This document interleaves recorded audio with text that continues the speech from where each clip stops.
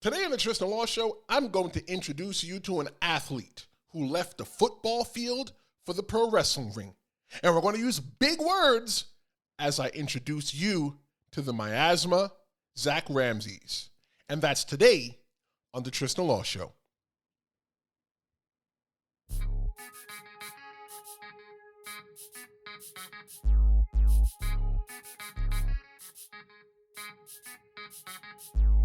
Welcome to the Tristen Law Show, where I introduce you to the personalities in and out of the pro wrestling ring.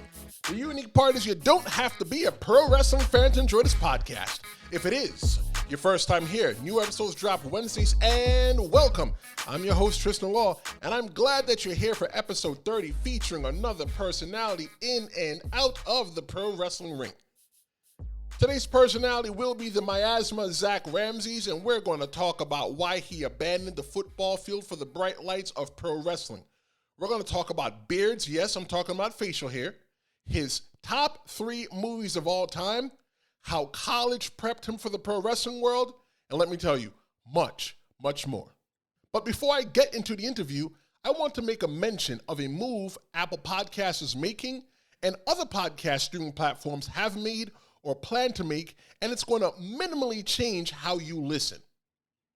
Podcast platforms are going to be getting away from the term subscribe, and they're going to be changing it to follow, as when us podcasters ask you to follow us, it makes some listeners feel that they have to pay for something extra, and that's not the case. So they're changing the terminology, like I said, from subscribe to follow. You follow or subscribe to your favorite podcast like the Tristen Law Show so that you know exactly when new episodes release. And always remember that the best part is that it's free.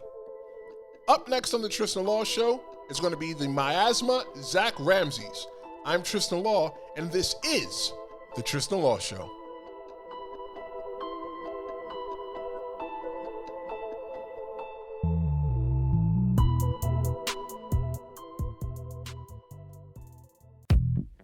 Hey you, yeah, I'm talking to you. That shirt you're wearing is so not cool. Why don't you head on over to TristenLawShow.com and get yourself a new shirt. Not only will you be cool, but you'll also be supporting the show. What are you waiting for? Go now and get a hat too while you're at it. Thank me later. We're the show at TristenLawShow.com.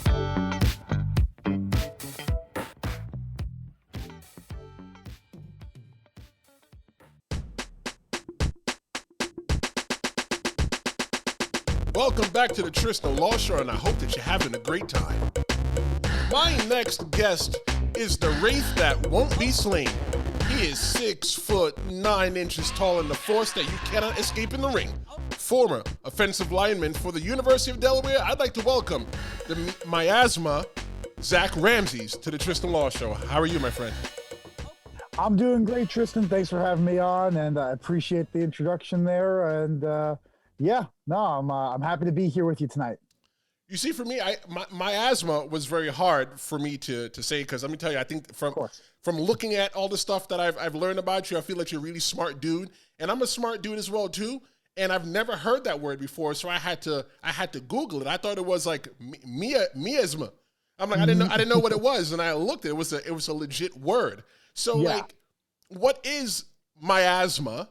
And it's spelled M-I-A-S-M-A for anybody that wants to Google it while they're listening. Is it a place? Is it I don't know. Tell us. What is it? Where is it? Well, first of all, I applaud you you got the pronunciation, all that, and you did your homework, and not that I expect any less. But quick just correction there. I may come off as a smart guy, but don't confuse the point. I might not be the smartest guy, But with that said, so miasma, I first heard the term through music. I'm a very big music guy. It's one of my big hooks in life. It's one of my vices. I'm a big vinyl collector. I spend lots of money on music. But as a result, I'm constantly listening to stuff I love, new stuff, et cetera, et cetera.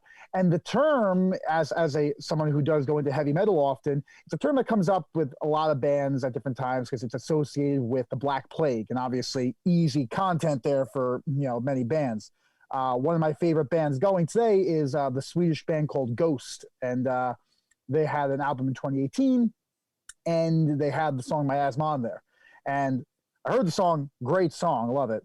And the term always stuck with me. I didn't know why, but it popped out.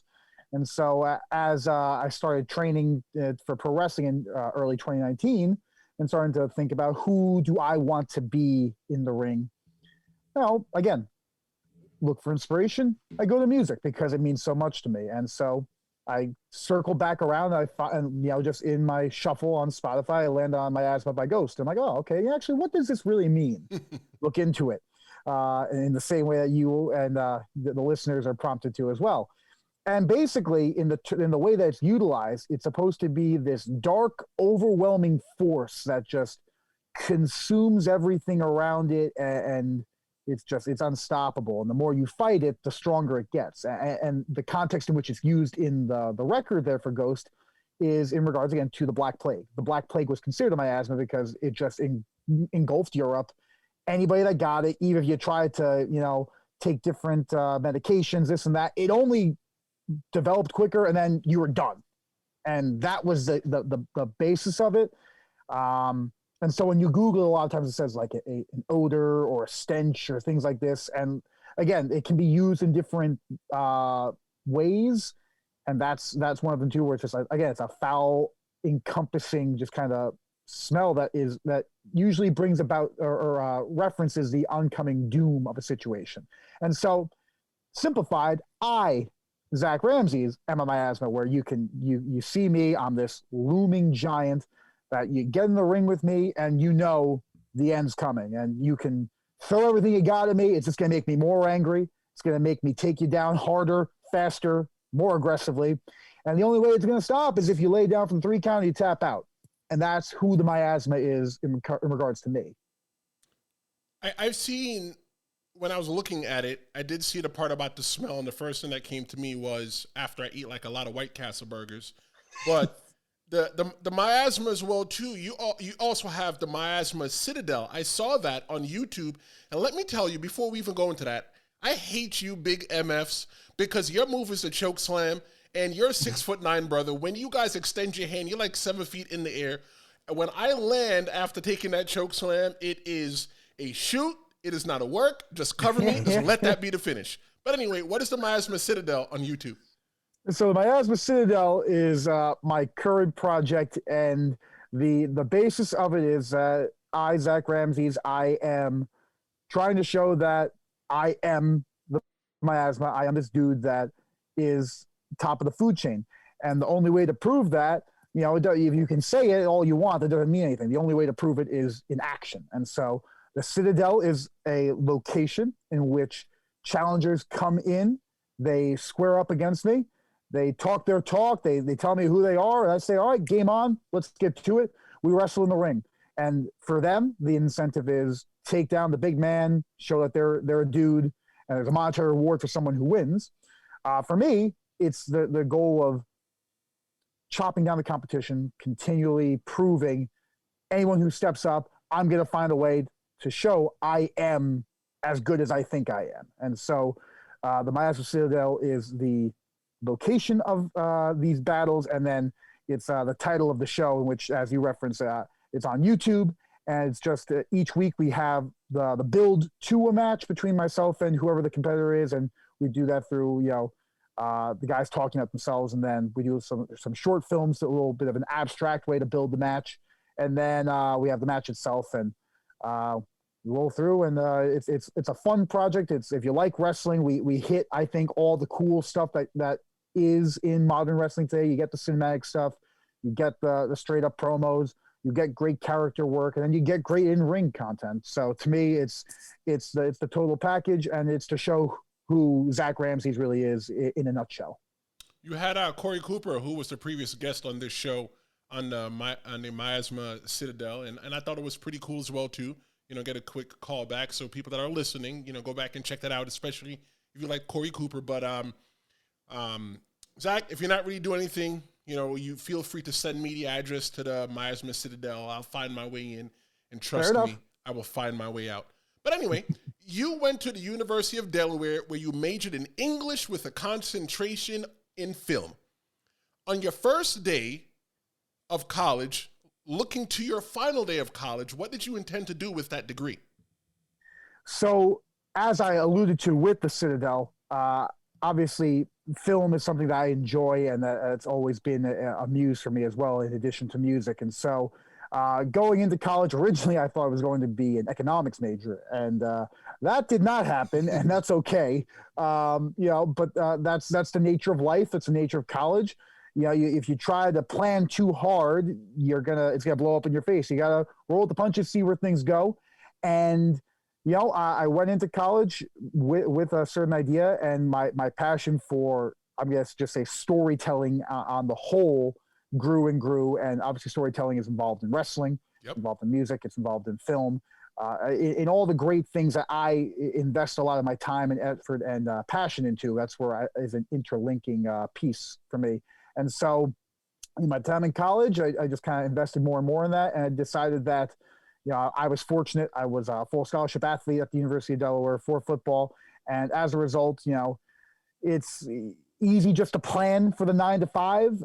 But my philosophy in life is, do what you love and you never work a day in your life. And so my thought was, I'll give myself a good degree from a prestigious university. I'll have myself ready to do what I need to do in life, but I'm going to give myself the opportunity to chase dreams, chase passions, and that's wrestling. And then also with the film education I got there as well, I knew that if opportunity presented itself, that was something that I could also try to have some fun with, and again, potentially build something out of. And so it was a spot I landed, just kind of following what really intrigued me most in life, and ultimately that's kind of, I use that as my compass for most things I do. So you went to college, and I an English degree. I get it. You majored English, but film. So do you want to make movies? Do you want to write scripts? Like what can you do? So for me personally, I try to be a jack of all trades. So I enjoy directing, and I enjoy screenwriting. Those are the two things that I've had the most experience with and have had the most success with up until this point. I've got a bunch of scripts written up that I've worked around with and whatnot. And as you're well aware, wrestling, if you're calling a match, you're directing. That's so right. Plenty of directing going on all the time. But it's basically, those are the two things I enjoy a lot. But also cinematography. A well shot film. I could sit there and watch Lawrence of Arabia all day, all night, even though it's 4 hours, and half the time you're like, oh my gosh, there's still that much more left. But when you watch that movie and you're like, geez, just brilliant use of the camera to guide the viewer. And that's another thing you see in wrestling. There's a very big difference between just that hard cam shot, and then you see some of these matches that are so accentuated by a great cameraman or just a great eye in general in that production truck. To me, it's the one of the pieces of the small screen of the computer, but also the silver screen and all that it's so unique to those types of mediums, and it's brilliant to me. So those are all things I would like to do things within film. Cinematography I have the least experience in with that. But with that said, I was able to learn about all of them, but I've got plenty of scripts written up, and always kind of passing things around, getting feedback, building, trying to get myself better as a writer, which again, all this fortunately crosses over into wrestling, because you work on that creative process in a formal atmosphere of writing a script that completely flows over into creating who you are in the ring, and putting together logical and just enticing stories that wrestling fans can also get involved with. So, Zakk, of your time in the University of Delaware, where you also played football, they called you a tough, physical player, strong competitor, and an outstanding student. What parts of your college life has transferred over into the pro wrestling ring? I would say all of those, and that's not to put it lightly. But you know, it's my toughness, my work ethic, all those things that established me on the field as somebody that you couldn't, you didn't want to line up against. That's all what has formulated who I am as a professional wrestler. Because in both situations, I had a goal, and I knew that the way to get it done was by putting my nose to the grind and just willing it into existence. And so all those things are there. And my coachability, I was fortunate to have phenomenal coaches at the high school and the college level. Again, multiple championship coaches from all over the college football scene. But then in pro wrestling as well, I've had that same fortune. You know, Bull James, the head trainer at NYWC, really him and Rex Lawless broke me into this business, and I'm very fortunate, especially as a bigger guy, to have these two big dudes that are so experienced and like Bull, who's been all over the world and stuff like that. Like, I'm very fortunate to have great coaches in them, and you know, I've been fortunate to have opportunities to learn from some of the best within WWE, within New Japan Pro Wrestling. I've really been able to garner a lot of information, and because of my ability to transfer information through my coachable nature, I think it's made me a more well-rounded performer as a result. And so I'd like to think I held on to a lot of those things that they touted about me in college. I mean, I think you did. I think one of the things you didn't hold on to that much was the beard, because the beard was deep in college. You know, one of the nicknames there's one of the nicknames you had in high school, and one of the nicknames you had in college, they called you the beard. Right now, you're just the goatee. Yeah, no, it's a little limited now. You want to walk the line of, like, there's a lot of dudes in wrestling with the massive beards right now. I'm like, all right, you know, Bray Wyatt, Strowman, those guys have got it locked down. Got to try to get my own thing going a little different at least. But yeah, no, it was my trademark there for a bit. So one thing that people that don't understand, that don't have long facial hair, and I've just been growing my beard for a year, so I've not been growing mine as long as you have. You know, I occasionally get it clipped, so the split end, so it continues to grow. But one of the worst things about having a beard, my friend, is eating it, because there's always either food in it or it's either in my mouth. Oh boy, man! Let me tell you, I agree, and especially my senior year of college, when it was at its longest, because at that point I grew it out for about 2 years straight, and because I was going for the manly offensive line approach, didn't touch it up. There was no grooming involved. It was just, let's see how big and ridiculous this could get. And it got big and ridiculous. But yeah, as a result, it was such a hassle, and especially in the mornings too, because like you'd go to sleep, I'd wake up and it was just like smushed and all over the place. I sit there for 10 minutes just trying to comb it out, and I'm like, you know what? It's not going to look any better than it does right now. I've just got to accept it and go to class. Like, what am I going to do? But yeah, those who do not have a beard, in Family Guy terms, the plain lippies of the world, they do not appreciate the struggle and the uphill battle of trying to maintain that facial hair. That's correct, because you have to brush it, you got to comb it, you got to shampoo it, you got to condition it, you got to oil it, you got to do all of that, and you know, touch up, be sure there's nothing there. It's a hassle. That's right. Because after you eat, you got to kind of do the pull on your beard. Mm-hmm. You got to grab the blade just to make sure there's no food in it. I always get told all the time, bro, you got food in your beard. Oh, let me fix that. But anyway, let's jump back in the Wayback Machine. You know, my favorite movie is Back to the Future. If you're going to build a time machine, build it with some style. So let's go back. Let's go back to your earliest memory of pro wrestling. What is it? Earliest memory of pro wrestling legitimately is probably an episode of Thursday Night Smackdown back in, like, I don't know, 2004, 2005. I vaguely remember just Cena and JBL on the show. I don't really remember much beyond what was happening. I just know Cena was like on top of JBL's limo. So that's technically my earliest memory, but of any substantial nature, the character that got me to fall in love with professional wrestling was The Undertaker, as it was for many people. And so I remember in 2006 or so, me and my best friends, you know, we all started getting into wrestling hardcore around the same time. It was that phase where all of a sudden we were all just eyes drawn to it, all that cool stuff. I remember sitting and watching SmackDown again. This is now on Friday nights, and watching Undertaker as world champion when he defeated Batista at WrestleMania 23. And just being that this guy is the coolest dude, and him and Batista just absolute monsters, just killing each other, having incredible matches. Especially, I mean, Batista. He's not always regarded as the greatest worker of all time, but his matches with Undertaker, even looking back with a critical lens, I think are fantastic. And so all that stuff I remember loving. And then the love was there. And then finally the tipping point was when the hate came in, when it would have been April of 2007, if I'm not mistaken, or maybe May. But when Undertaker had a steel cage match with Batista on SmackDown for the World Heavyweight Championship. In reality, Taker was injured, and this was their way of taking him off.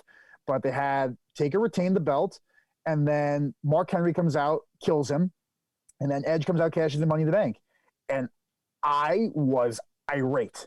Edge was the most foul, absolute hateable individual I'd ever seen, because how the hell do you do that to the Undertaker? This guy, it's ridiculous. He didn't even, he kept getting up even after Mark Henry kills him. I hated Mark Henry because I'm like, what the hell? Like this, you just had this hellacious steel cage match and this dude comes out.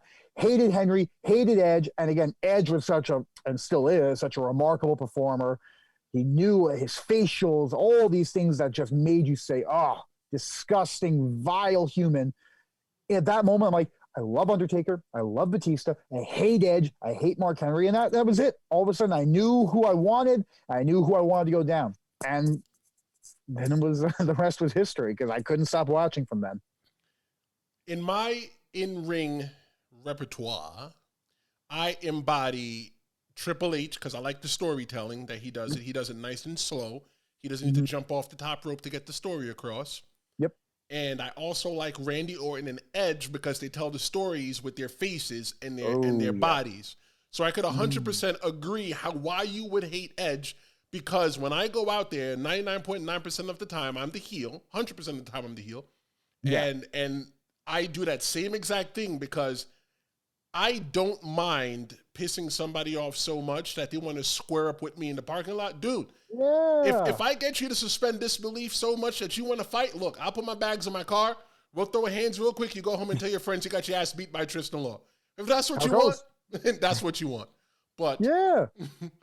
but that means you did something that mattered, and that you emotionally connected with somebody at such an integral level. It's incredible. And especially in 2021, how do you do that? It's such a lost art. Again, talking about Edge, again, and these dates and these pay-per-views stand out to me because of the emotional investment I had. One Night Stand 2008. I would have been, I guess, in 6th grade at this time. And I remember, again, it was me and my two best friends. We were watching the pay-per-view at his house, and it was Edge versus Undertaker for the World Heavyweight Championship it was an Extreme Rules match, and the gimmick was that if Undertaker loses, he's banished from the WWE, whatever that means. But at the time, I was like, that's worst case scenario, of course. And at that point, you had La Familia with Chavo Guerrero and Kurt Hawkins, Zack Ryder, all that stuff. So Edge had all the numbers advantage, but Taker was Taker, and you knew he could get the job done. But long story short, interference, all this stuff goes down. Edge ends up knocking Taker off the ladder through 4 tables, takes the belt out, wins the title. Undertaker's vanished. I remember we were so angry, so livid. we were 6th graders, so my buddy, we weren't allowed to curse in the house or anything. So he went on his desktop computer, opened up a Microsoft Word document, and just kept typing out fuck Edge, fuck Edge, fuck Edge. He couldn't say it. So he had to type it out because we were so angry. And again, we believed that Undertaker was gone. And for pretty much 2 months, I stopped watching WWE. Right. I wouldn't watch because I was like, they allowed this. I will not support this product. I stopped watching. I stopped going on WWE.com. Damn. I stopped buying the wrestling figures. I cut myself off because I was so angry. And then lo and behold, obviously Taker comes back at SummerSlam. Him and Edge have a phenomenal Hell in a Cell match. He gets his the redemption, all that stuff. But I bought in, and because that Edge, everything he did made you hate this man's guts. And to this day, now whatever it is, 13 years later, I remember the anger me and my friends had because it was just visceral. You couldn't get away from it. It was real. While everyone is working behind me to make the Tristen Law Show better, I wanted to take a quick timeout to ask you to subscribe. If you're listening on Apple Podcast, rate the Tristen Law Show 5 stars and leave a review. Now, let's get back to the show. I get it, because your team wasn't in the playoffs, so why even bother watching the playoffs? I get it. You see, for me, when I was your age, damn, I'm old, that was the time when Undertaker was doing the Ministry of Darkness. Okay. So I thought the Undertaker was so cool, but I was terrified. I thought Undertaker was legit going to take over the world and we're all going to be evil and stuff like that. But as you can see, Undertaker did not take over the real world and he wasn't really that evil. But that's how it goes. So what was the moment that you realized that you were hooked? Like that pro wrestling was your drug? When was the moment that you realized that you were hooked to pro wrestling? I would say probably the first time I begged my parents to buy me a pay-per-view. And again, we keep going back to the same timeline. You can see how important the Edge, Undertaker, Batista triangle feud was for me in 2007, 2008. But it would have been Unforgiven 2007. Because again, up until that time, I had been able to mooch a couple pay-per-views off some of my buddies because one of them would get it one time and go over their house or, maybe I'd throw them $10, whatever it may be. But Unforgiven, no one was getting it. And that was Undertaker's return from injury after the angle we talked about before. And he was facing Mark Henry in the comeback match again. Henry telling, I'm the man who took out the Undertaker. And I was like, I gotta see this. There's no way I can miss this. And really, it was a one-match show because I don't remember anything else. I think maybe Carlito was fighting for the IC belt or something. I don't even remember. Point is, nothing else stood out to me. But that match was must see. And so I begged my parents, and eventually they gave in. And I was like, at that point, I realized this is can't miss for me now. This is something that is so important to who I am and seeing the resolution and seeing the next steps. It was so huge for me. And then, of course, at the end, Taker beats Mark Henry and he does the belt motion on his waist. And I'm like, he's going back for the title. Here we go. And I was like, there was no turning back. I was like, I'm in now. And ever since then, it's been a one-way street. It's all wrestling all the time. I like that. Looking at that pay-per-view, Carlito took on my man Triple H in a match where Carlito could not be disqualified, but Undertaker and Mark Henry worked in a singles match as the main event, and it was only 11 minutes and 25 seconds. So, okay, it wasn't a long match, and none of the matches were, drastically long. Yeah. Maybe 11 minutes and 52 seconds was the longest match, CM Punk and Elijah Burke for the ECW Championship. Look at that.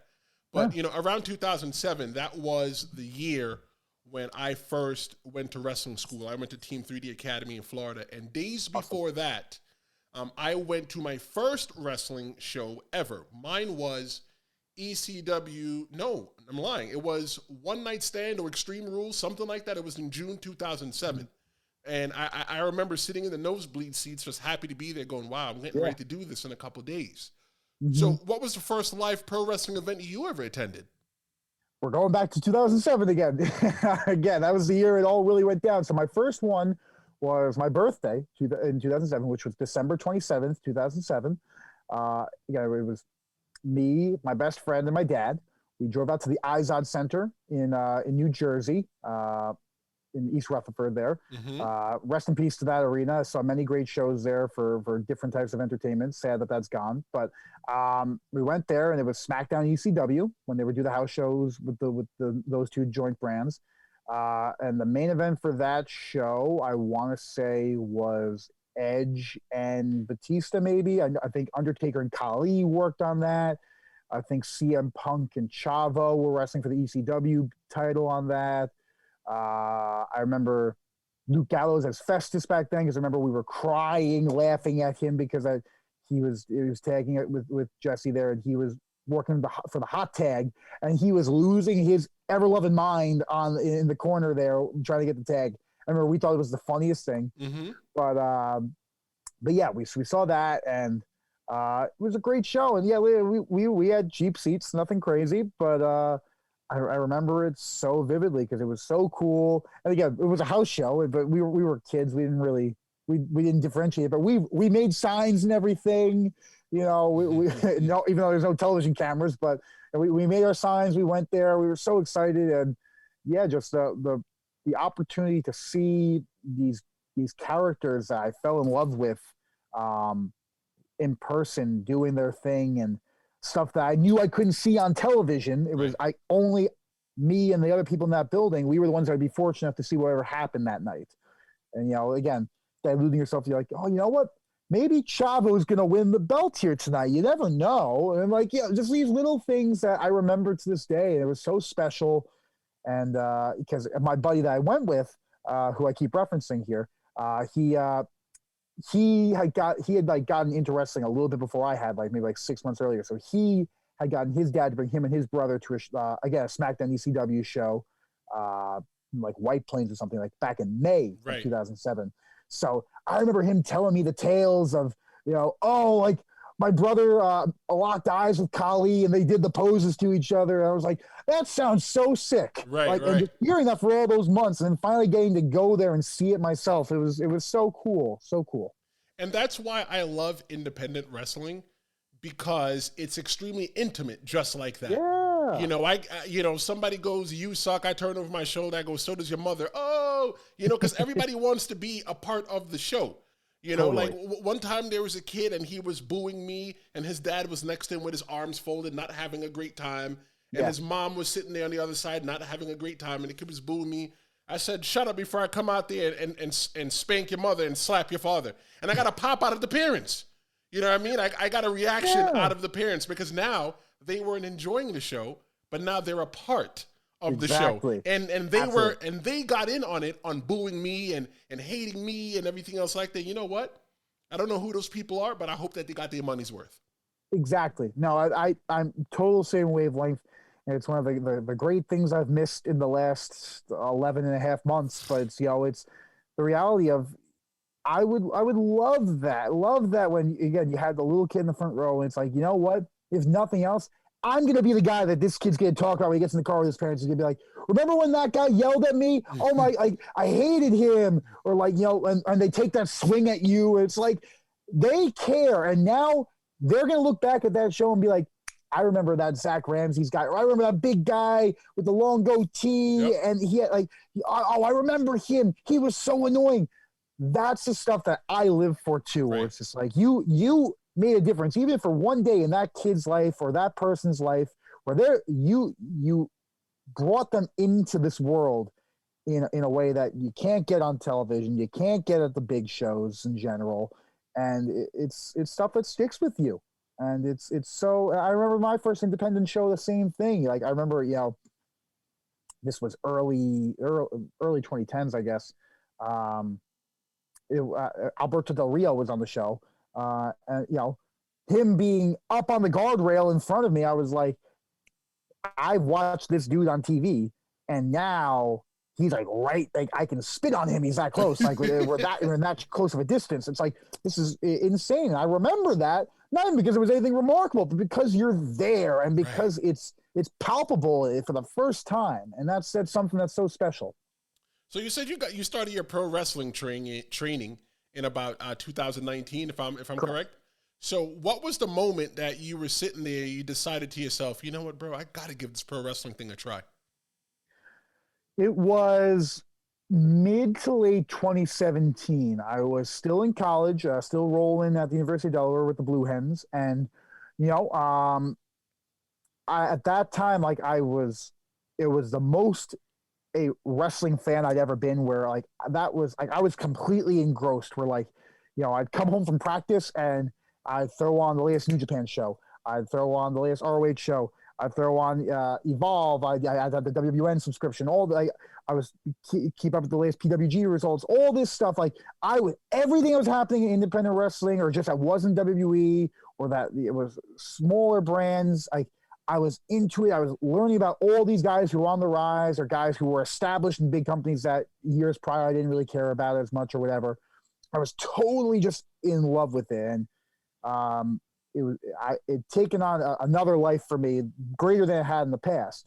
At that point, I remember thinking to myself, I'm like, my football career, I had a year and a half, and I had a good career. I enjoyed my time, but I knew that football wasn't forever for me, both from just a realistic standpoint. There's nothing to me. There's nothing worse than guys who think like, yeah, I'm league bound just because I want to be league bound. It's like, no, we need to be realistic at a certain point, and I was.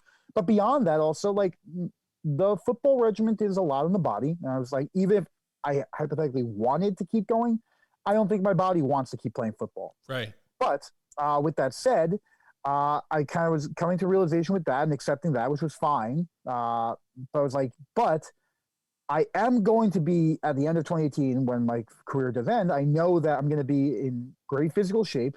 I know I love pro wrestling. I know it's something that I've always thought, wouldn't that be cool? Or like, I feel like I could get this. And it's like, well, if there's any time to do it, it's going to be while I'm in my physical prime still. There's no reason to wait. Right. I may as well just get into it. And so I thought about it, and then by the end of 2017, I remember talking to my parents. I was like, "Hey, like, finishing undergrad in 2018, and I'm not going to go back to grad school. I'm going to start doing pro wrestling training." And my dad's like, "You should do grad school too." And I'm like, "Yeah, I hear that totally, but if I'm doing this wrestling thing, like, I want to do this wrestling thing. I want to just go full born and just like give it my all." Again, as I referenced earlier, I knew I had some leeway where I'm not like a lot of other college students who are like, I got to start paying XYZ loans right away. Being I have the scholarship, I'm like, I have a little more space where I can try my hand at stuff without having the cloud over me of financial weight in the same way. So I'm like, I want to just do this. I want to do this hard. I want to do this fast. I want to do this right out the gate. And then we adjust as time goes on and, make decisions accordingly.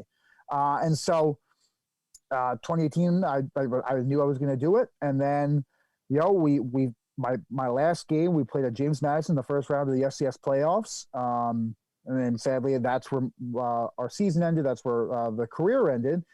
But that next week, I gave myself a week just to decompress. And then the following Monday, I started running, started lifting again. I was like, all right, going to drop some of this offensive line weight that I don't need anymore. And it's time to start getting going. Prior to that, I already had been reaching out to schools in the local New York area to see where I thought I'd end up finding myself. And I was like, all right, come January, I'm getting this thing going because ain't no time to lose. And I know I love wrestling. I know that I want to do this. And so I set the plan, got myself ready for it as best I could, jumped in January, and got right into it. And then the rest is history now. But it was just, I knew that I cared about this sport so much, and I knew I was going to do it. It was just a matter of, do I wait a few months or do I go right ahead? And it's like, why wait? Let's do this thing. So we are. So you said you were looking at schools in the New York area. What were some of the pro wrestling schools you looked at? Well, I obviously looked at NYWC. I looked at Creative Pro in Hicksville. Johnny Rods' school, House of Glory. Fortunately, New York has several real positive, solid options in that regard, and all were good, and it was just kind of about what would be convenient and which I viewed as a good starting place for me based upon the tools I had available. And as I referenced earlier, when I went to visit NYWC and I met Bull, I met Rex. I got to talk to them. I was like, these are great guys for me to learn from to get things going. And I liked the vibe of the school and watching Bull coach the beginners course. I was like, I liked his vibe as a coach. And so I was like, it was back to my my college recruiting days for football. You go and visit different schools during like their training camps or whatever and see what styles you liked and all that stuff. And you decided off of that pretty much. And I was like, Bull will know how to teach me the big man style, and Rex will know how to teach me the big man style, and they have different versions of that at that, which is great. And so it seemed like it was a no brainer at that point that they were good guys for me to work off of, and there was no disrespect to any other school, but it was just at that time it seemed like the way to go. Walking into NYWC your first day, what was your mindset going in? I was very nervous, just because, as you do, you go online and you look at videos of like, one that sticks out to me is like, I remember like looking at a video of Bad Luck Fale at his dojo out in New Zealand. I remember seeing him show his students how he did a flip bump, and I remember thinking to myself, I was like, damn, Fale is a big dude doing a flip like that. I remember thinking to myself, I'm like, I don't know if I can do that. And he made that look really easy. So I'm like, I thought that kind of stuff would have been like, oh, you're big, you don't need to do that, it's fine. So I remember being like a little intimidated, like, am I going to have to do some of this athletic stuff that I just did not think I would have the capabilities to do? Especially, being in college, I was a 320-pound offensive lineman who just, I wasn't there for my athleticism. I was there for my strength and my ability to move people. Right. It wasn't like my agility per se. So I was like, you're a brick shit house.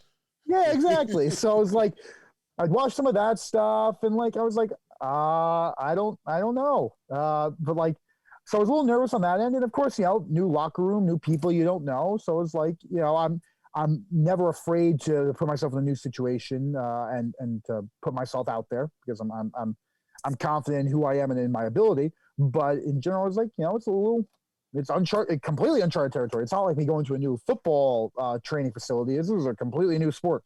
So it's like, some uneasiness there, but Rex was running the class that day, and he made me feel at ease once I got in, and we started doing the basic rolls, and took me aside and walked me through stuff. So, and I was like, all right, I can do this. I know I got guys looking out for me here, but we're going to be all right. So, knowing your prior athletic background in football, Zakk, did you have any other challenges in pro wrestling school?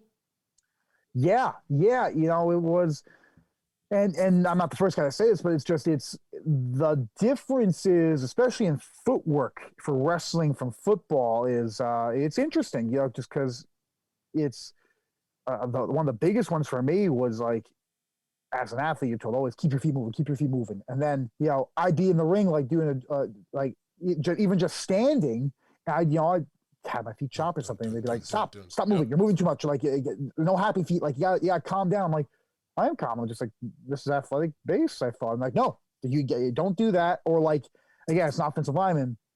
You're drilled into your head for years. Short, choppy steps.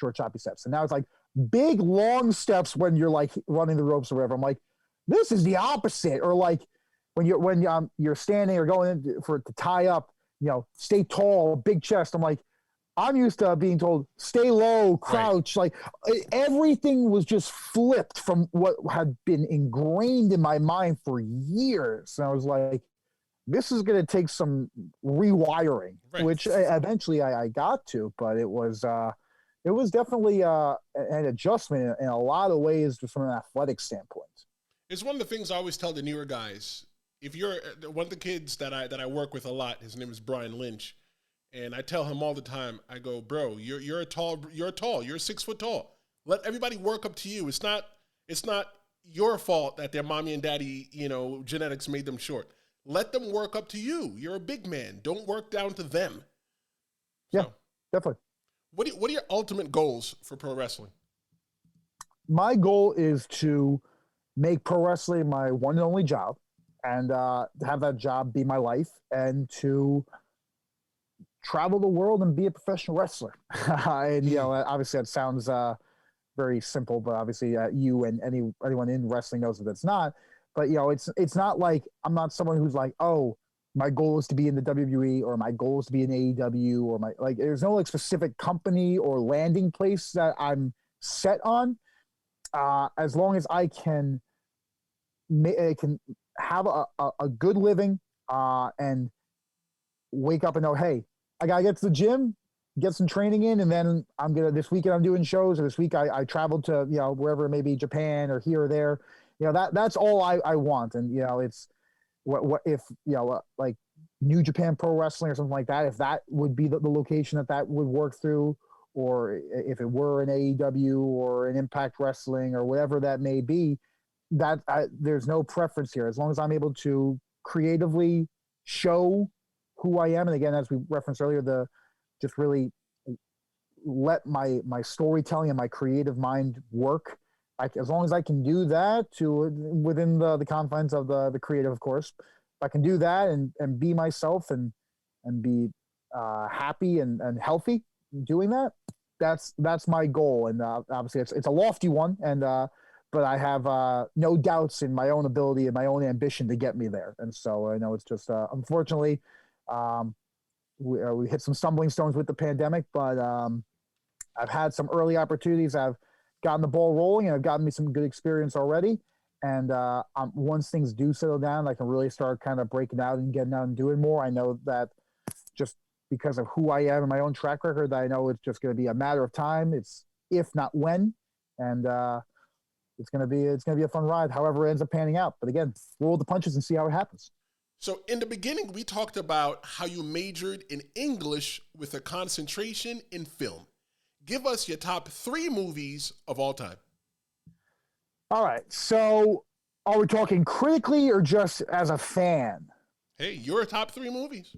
All right. So if we're just talking flat out top 3, Empire Strikes Back is my number 1. As far as pure enjoyment, I'm a Star Wars guy forever and ever, until the Rise of Skywalker. But all jokes aside, I love Star Wars. Always have. It was one of my big passions. My entire life still is. Empire Strikes Back to me is pinnacle Star Wars. Phenomenal storytelling, phenomenal directing by Irvin Kershner. Just you talk about iconic movie moments. Every 2 minutes there's one in that movie. It's just nonstop brilliance, great writing, great characters, so unique, so special. I could go on and on. That's number 1. Number 2 is Dr. Strangelove, or How I Learned to Stop Worrying and Love the Bomb by Stanley Kubrick. Kubrick is probably my favorite director of all time, and it's a brilliant political satire. I absolutely love it. Peter Sellers is incredible. He plays 3 completely different characters in the same movie, and they're all killer. And it's still so relevant today, and great cinematography in that. Just love that. Number 3, it's always a rotating list. For the sake of conversation, I'll just vary it up and I'll say Psycho by Alfred Hitchcock. I'm a big Hitchcock fan. I like horror. I'm not I shouldn't say I'm not a fan, but I'm not as entertained by jump scare horror, because to me it's like it's the equivalent of a wrestling match with nothing but high spots. It's like, well, yeah, it's easy to pop people if you just jump out at them and do something really quick. Like, okay, like that's cool, but like to really wow someone with a psychologically well-constructed match that gets you emotionally invested because of the intricacy of what's happening. It's the same thing as an Alfred Hitchcock horror film, where the tightening of that tension and the progression of how he lays things out, it's absolutely just artwork, and it's so much fun to watch. And I remember watching Psycho for the first time with my father, 15 years ago or whatever. And again, I was 7 years old, 6 years old, whatever I was, a little kid, like, oh, I have to watch a black and white movie with Dad. But I remember being scared at points. I'll always remember the scene when Mother, even though it's Norman Bates in disguise, spoilers, comes out in the hallway when the private investigator is searching the house looking for her, and he walks out of the room with the knife, and it's just this top down eagle eye camera angle, and you just see him come out, and I'm like, oh shit! And all of a sudden, bam! And then they have the very interesting shot of him falling down the stairs backwards, like reaching out, trying to grab. It's just like, I remember even right now, I'm actually getting goosebumps just thinking about it, because I'm like, oh, it was so, and you never see Norman's face the whole time. It was so well done. I remember being like, oh shit, what? Like, it's just, Love it, love it, love it. So those are three quick ones, but my list is ever changing, and there's so many great choices on so many different wavelengths that I could speak about for a long time, as you could imagine. Well, for me, I never thought about scary movies like the way you said it, how it's just like one big high spot after high spot, because I like scary movies because, I'm the guy in the movie theater. Don't go with me. Don't sit in the movie theater that I'm sitting in, because I'm the guy yelling at the movie screen. Don't go in there. Don't touch that. Turn around. Run. Get up, stupid. And when it comes to Star Wars, I had the gimmick at AMC theaters where I can go and watch all the movies 3 times a week. So I actually did see my first and only Star Wars movie. It was the last one, and that was in 2019. But moving on, if offered a contract by a top-name pro wrestling organization, why is Zakk Ramses the best person to be awarded a contract? Because that I bring so much to the table that is untouchable and a commodity at this day in pro wrestling, where I bring the legitimate athletic background, but I bring such a passion and a love for wrestling as it is, combined with my physical attributes, which can't be taught, my size and all that type of stuff that, especially in modern pro wrestling, someone who's legitimately my size, it's less frequent now with the kind of the way the pendulum has swung from the land of the giants in the 80s and the 90s to where we are right now. I bring all these different things to the table, and just a understanding of so many different eras of wrestling, and I'm a true student of the game. And at the end of the day, I am adaptable and I'm coachable. Whatever is needed of me, if I'm supposed to be the big bad villain, I can do that. If I want to be the heroic, fighting, undaunted hero, I can do that. If you want me to be goofy and fun, I can do that. I can meld and move around as need be. I really do try to make myself as much as I can a true Renaissance man, jack of all trades, that however I'm needed, I can be there and I will give it 100%. And I like to believe that my satisfaction rate is pretty high, that you're going to get what you want. And so if that doesn't sound like a good investment, then I'm not sure exactly what you're looking for. Well, if WWE, AEW, or another top pro wrestling organization is listening, other than pro wrestling, what else can you offer them? I can offer them, again, a great creative, critical mind as far as a backstage capacity goes, in regards to direction in the actual creative direction of the stories of a show or not. From a production standpoint, I have a lot of experience in editing, both audio and visually. As you see with the Miasma Citadel on YouTube, that's my baby. I write the stories there. I edit the matches. I edit the promos.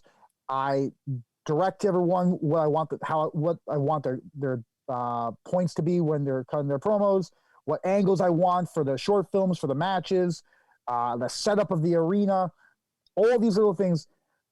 So I decide it all. I know what I want. I have the clear vision in my head. And so I can, whatever piece of your pro wrestling puzzle you want a hand with, hell, I could just work the camera myself if you wanted me to, even though you probably don't want a 6'9" cameraman typically. But that said, I really, as someone who loves film, I've really grown to appreciate the behind the scenes manner just as much as the in front of the camera superstar standpoint of it, because they're all so important, and without one, the product's not going to be that nice. What's next for Zakk Ramses? Well, as we have now alluded to several times, Miasma Citadel is my current project, is due to the nature of the limited nature of the independent wrestling world that we're having right now. So that's where I'm investing my time and efforts right now. So you can, each week for the foreseeable future, I'll be having an opponent, building a match, do, again, promos, vignettes, short films, having the match, doing that. I have some stuff filmed with NYWC that they'll be releasing over the next couple months, which that's some good stuff as well. And from there, I'm always trying to link up and get myself out there in whatever capacities I can with other individuals and whatnot. And so I'm hoping to have more stuff lined up sooner rather than later. And that's it pretty much. We've said it multiple times, but I love myself some rock and roll, but I live a jazz lifestyle. It's improv. You see where things go. If you try to plan too much, you end up kind of blocked up. So I know to your previous question, I know where I want things to go. How exactly it's going to happen, we're going to find out. But I know that, again, my ambition, my drive, and my passion is going to get me there, and I'm going to be prepared with whatever may come next for Zakk Ramses. Well, Zakk, it was a pleasure to sit down and get to meet you and talk to you for this amazing episode of the Tristen Law Show. But tell everybody how they can find you on social media outside of the Tristen Law Show. Well, I appreciate you having me on, Tristan. This was a great time. I really enjoyed it. You can find me on Twitter, Facebook, Instagram, Zakk Ramses, or the Miasma Zakk Ramses on Facebook. And as we alluded to at the beginning, the Miasma is Miasma. Zakk Ramses is Zakk, double K there, Ramses. You find me on Twitter, Facebook, Instagram there. The Miasma Citadel on YouTube is the channel where I have the Miasma Citadel show running right now, but going forward, that'll be my location for all my matches, promotional material, all that kind of stuff. So click on there, subscribe, and all that good stuff. And keep with me, because things are just going to keep getting better, and Ramses is rising. So you're going to want to keep up with that. Ladies and gentlemen, that is the 6'9" tall brother who you cannot escape his force in the ring. He is the Miasma Zakk Ramses. Do not go anywhere, because when I get back, I'm going to give you my thoughts on this interview and what's happening here next week on the Tristen Law Show.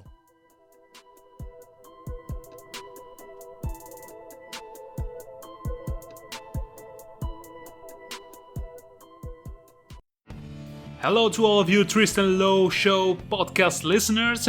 This is Frank Mandolini. You may not recognize this voice. I am the Italian podcaster who talks about the business side of wrestling. Yeah, I know, it's quite niche. But if you look for Last Minute Wrestling Podcast on all of your social media and wherever you get your podcast, you've been amazed to find interviews with people such as Rob Van Dam or Matthew Gregg from Botchamania and many others, so you get to know many aspects of the wrestling business that normally you don't hear in wrestling podcasts.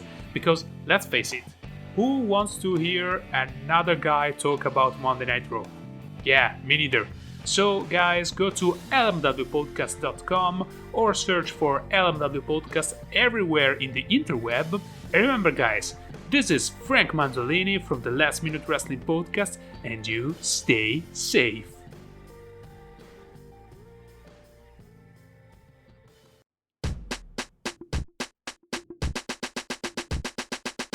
Welcome back to the Tristen Law Show, and I hope that you're having a great time. We're looking to promote your band or brand here on the Tristen Law Show. And all you've got to do is contact the Tristen Law Show at tristenlawshow.com, or just send an email to tristenlawshow@gmail.com for more info. Look, those guys and gals from NYWC, the New York Wrestling Connection, are class acts, and they make great guests on podcasts, and it's been a pleasure to have them here on the Tristen Law Show. But what I want to do now is I want to open an invite to anyone out there who is a personality in and out of the pro wrestling ring. If you are not sure what we are looking for, hey, yo, just shoot your shot, right? Because the worst shot that is the one that's not made. So contact the show. Slide in my personal DMs, because I'm waiting for you. But what did you think about Zakk Ramses? Hey, I want to know what you think. Tell me. Shoot an email to tristenlawshow@gmail.com. But here's what I think. Once Zakk gets more time under his belt, he's capable of going to the next level in pro wrestling. He has a good teacher behind him, and he has other skills outside of actual pro wrestling that he can offer. Where will he end up? Only time will tell.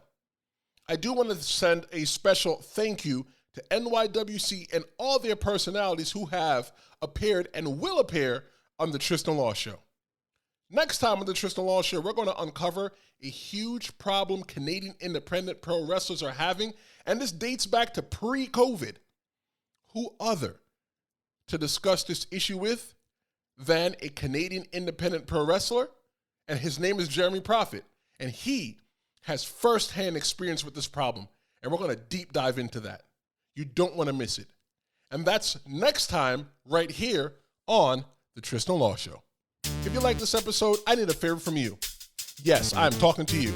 Share this on your favorite social media platform, and don't forget to tag myself with the show. Don't make this be the thing that you do. Make this be the thing that we do. You can also walk up to a random stranger and tell them to listen to the Tristen Law Show. Yeah, they may think you're crazy, but who cares what other people think, right? Fine. If you're worried about being judged, go on over to TristenLawShow.com and at least buy a shirt. People will know that you're really cool. Rate the Tristen Law Show 5 stars on Apple Podcast and leave a review, please, because reviews mean a lot. Whichever podcast platform you're using to listen, please follow or subscribe to get notified when new episodes drop. The best part is that it's free. Learn about myself and the Tristen Law Show by typing TristenLawShow.com in your internet-enabled device for more info. I'll be waiting for you next week. I'm Tristen Law, and you've been listening to the Tristen Law Show. And until next time, adios.